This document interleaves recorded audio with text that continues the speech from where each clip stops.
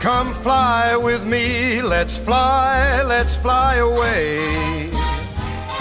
I don't know, but when we were watching them, it was all brilliant, brilliant, brilliant. Whether it went in the back of the net or not, it was always brilliant. Well, there was an element of them being on show in front of us. Maybe it is different. He's a wally. How much actual training did we see? Jamie Vardy has ripped it up in the Premier League. He's been one of the players of the season, no doubt. In an England shirt, yeah, he scored against Wales, I get that, but the way we played made him look like he was back in non-league, in my opinion. We didn't get the very best out of Jamie Vardy. So I want to know why that didn't happen. Why do we have a manager, whoever the manager here is, seems to have to stick to this DNA of passing through the thirds? If you've got a player like Jamie Vardy, stick it into the channels, he'll run onto it and probably get you a goal. You've answered your own question. Why didn't we get the best out of Jamie Vardy? Because we didn't play to his specific strengths. His specific strengths are chasing long balls over the top, particularly down the inside left channel, but over the other side as well sometimes.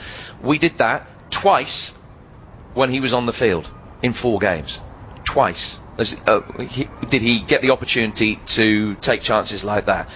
One in the Wales game where Hennessy saved, and I think the other one was probably in the Iceland game, but I can't remember. Slovakia game. Yeah, you're right, no, sorry. But twice in 4 games have we played to the strengths of the second leading scorer in the Premier League. He's got 24 league goals, and probably the more informed of the 2 strikers out here, because Harry, who is a player I admire immensely, I like him as a bloke, I think he's got so many positives, but he looked shot to me. He played 67 games in 375 days, and it looked like he played. But he also shot from this corner nonsense. Yeah, absolutely. So I mean, that's, again, with the benefit of hindsight, it seems to be a relatively easy thing that England should have done, is play to Jamie Vardy's strengths more than playing 2 balls into him in 4 games. So, Ray, that's got to be a manager showing the cojones to stand up to whoever's above him saying you've got to pass through the thirds. the manager has got to say, guys, well, listen, I've got this player here. If I hit it down the channels, he's going to score us goals and probably win us the Euros. He's got to have the guts to stand up to people, hasn't he? Well, you know, when you play someone like Jamie Vardy, there has to be space in behind the back 4. Now, when you play at international level, that space isn't there because they drop off deep, and they drop off quickly.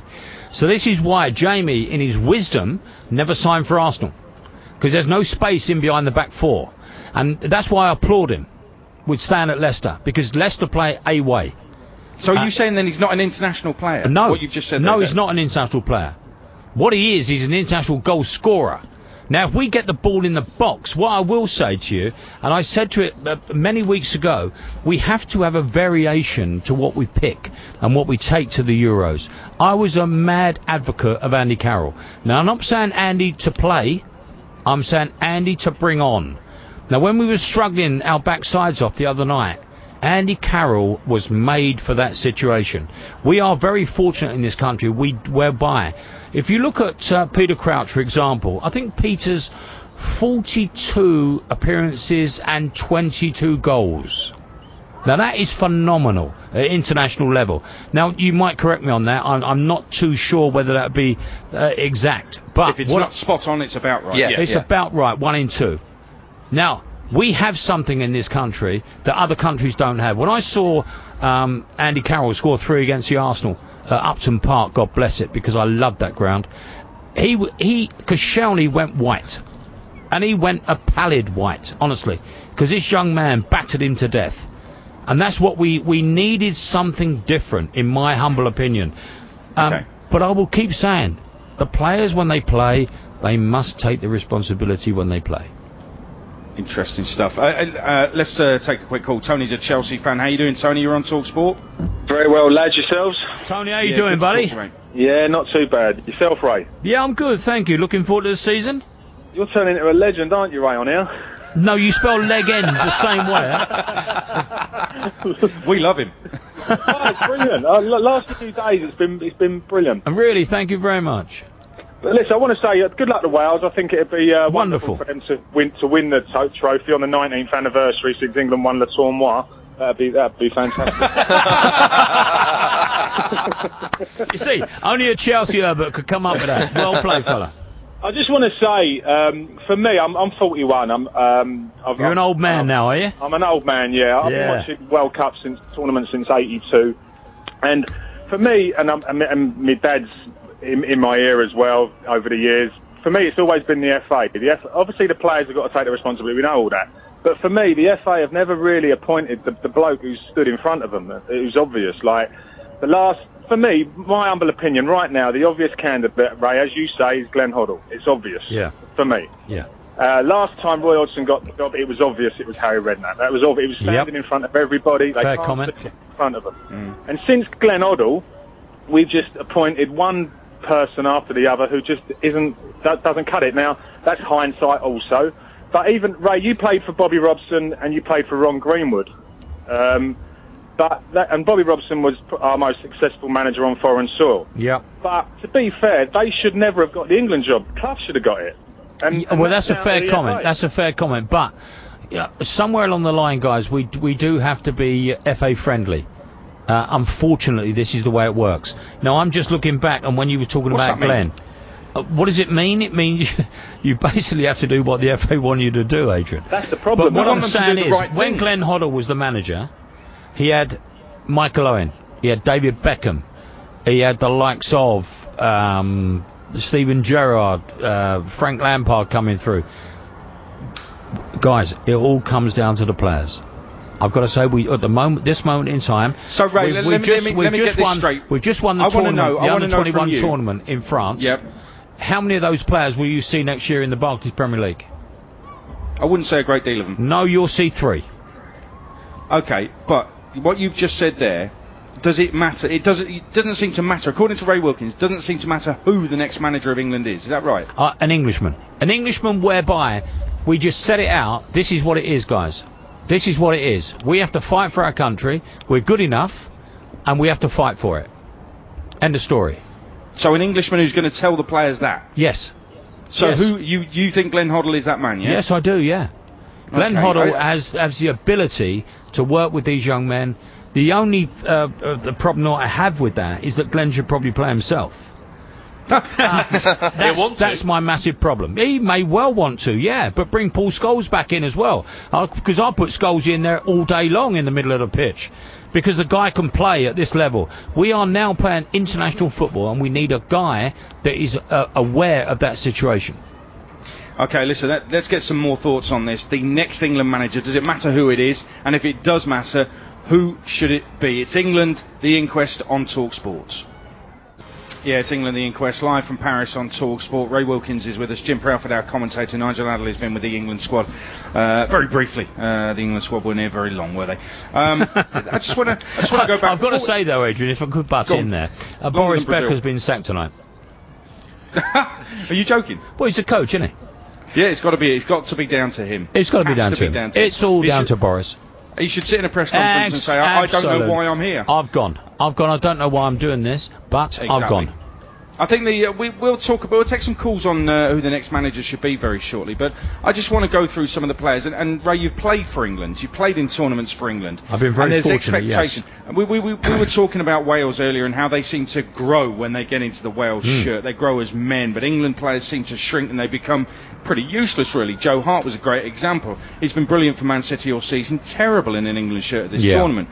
Kyle Walker cannot defend. I went through the 11. Kyle Walker can't defend. Gary Cahill should have 3 kittens on his shirt. Chris Smalling wasn't the worst, wasn't the best. Danny Rose the same. Dele Alli hasn't produced what he produced for Spurs all season. Eric Dyer was okay. Jack Wilshere wasn't fit, shouldn't have been there. Wayne Rooney, well, we'll get on to him in a moment. Daniel Sturridge has only got 1 foot, which I think is a disgrace. Harry Kane looks shattered. Raheem Sterling's confidence was shot. They all knew that, but they still put him in the team. So I think it's a mix. Why do players who are really good in the Premier League, they play really well in the Premier League, some of them, Ray, why do they shrink when they pull on an England jersey at a tournament? Expectancy.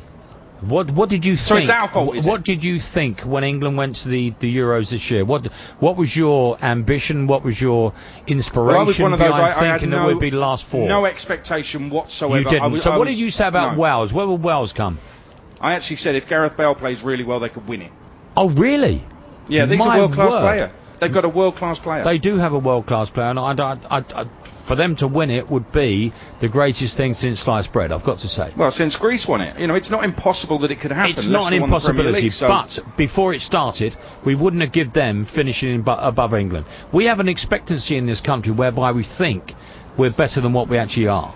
and we've always had that. I think that's gone. Because isn't the it? FA tell us that they're better than Yeah, they actually are. The preparation's the best. Yeah, spot on that, Nigel. No, the preparation. Best prepared team ever. Nigel. That's what they always say. Nigel, the FA, the one thing the FA do is they do prepare wonderfully well, but they don't actually play.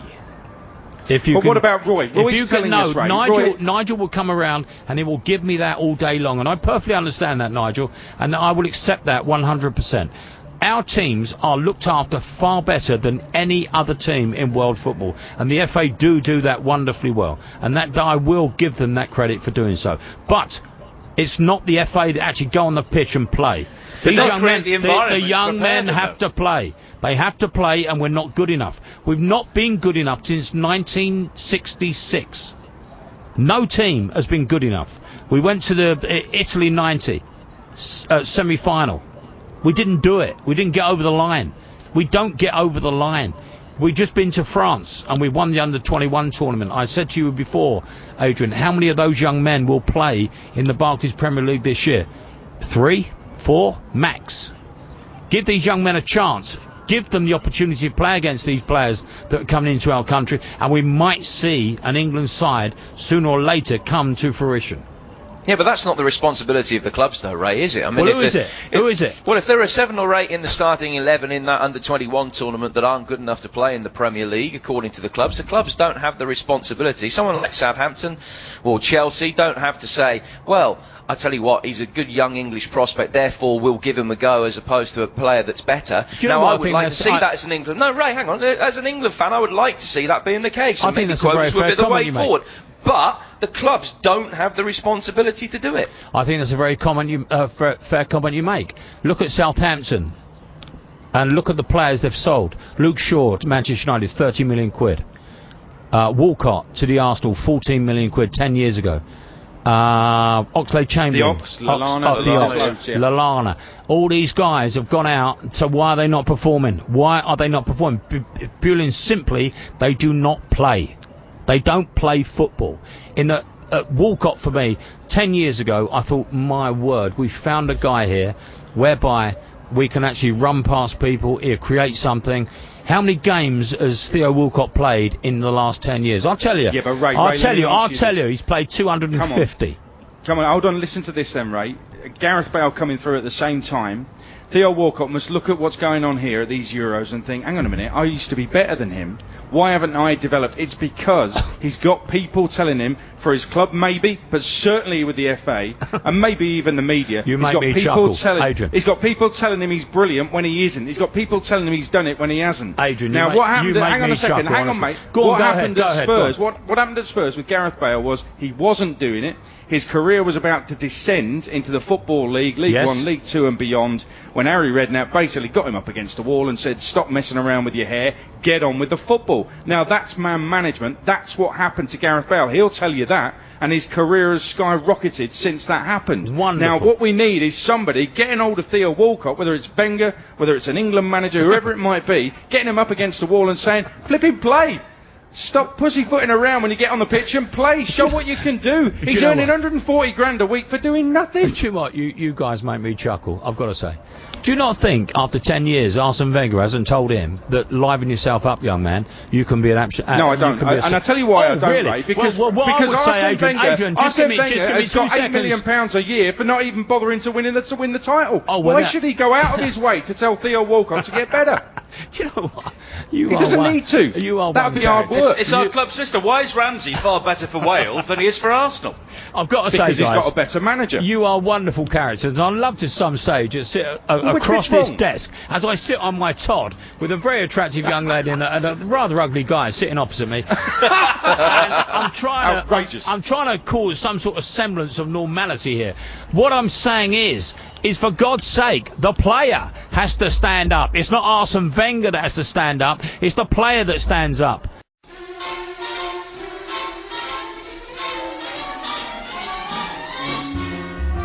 Come fly with me, let's fly away. If you can use some exotic booze, there's a bar in far Bombay. Come on and fly with me, let's fly away.